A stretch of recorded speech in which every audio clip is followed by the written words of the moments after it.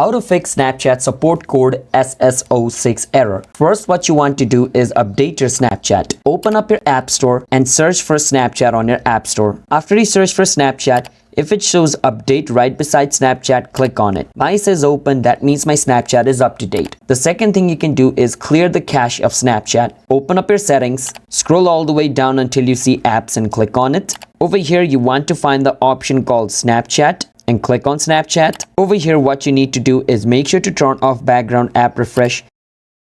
Then go back, scroll all the way up, click on General, click on iPhone storage. Over here, you want to find Snapchat and click on it. Click on Offload app, click on Offload app, and your app will be offloaded. And once it's offloaded, you need to reinstall it. And after you do that, your problem should be fixed. If it's still not fixed, the last option is just delete your Snapchat and reinstall it again, or try to log in into your Snapchat account using another device. Your problem should be fixed. Subscribe to our channel for more videos like this.